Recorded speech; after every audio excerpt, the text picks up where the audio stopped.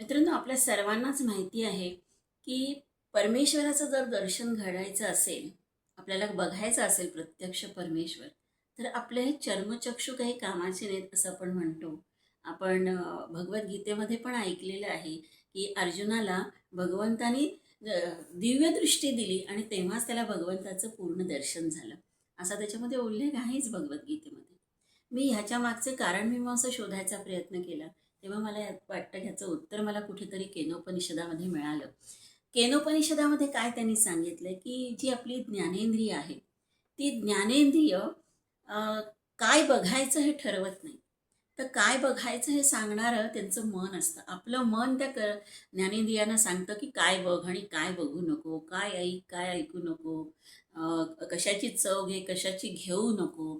जी आपली पंच ज्ञानेंद्रिय आहे, डोळे, कान, जीभ, नाक, त्वचा, ही स्वतःचा निर्णय स्वतः नाही घेत, तर त्याच्यामागे असतं आपलं मन.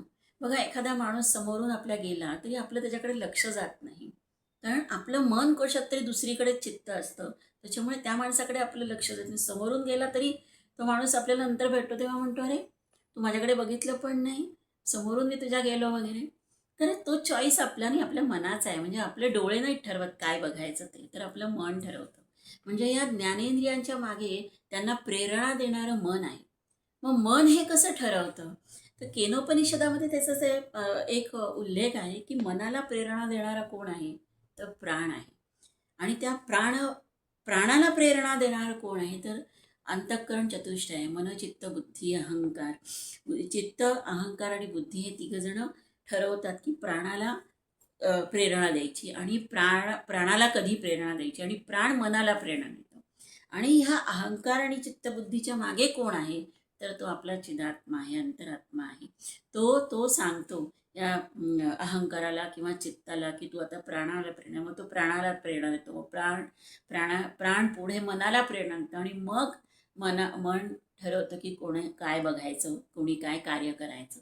अशी ती व्यवस्था आपली शरीरातली जी आहे, ही व्यवस्था बघून, म्हणजे आता तुम्ही बघा की आपल्याला जर एखादी गोष्ट बघायची आहे, समजा अंधार आहे आणि आपल्याला बघायची, सूर्य असेल तर आपल्याला सूर्यप्रकाशात ती समोर असलेली वस्तू दिसतेच. पण जर सूर्य नाही आहे, प्रकाश नाही आहे, तर अंधारात आपण कशी बघतो ती वस्तू.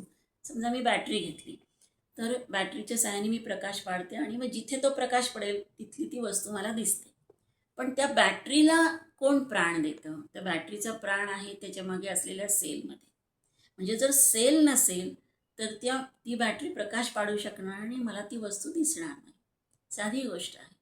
पण तीच जी बॅटरी जी मला समोरची वस्तू दाखवते, ती बॅटरी स्वतः आतला सेल बघू शकते का, तर नाही.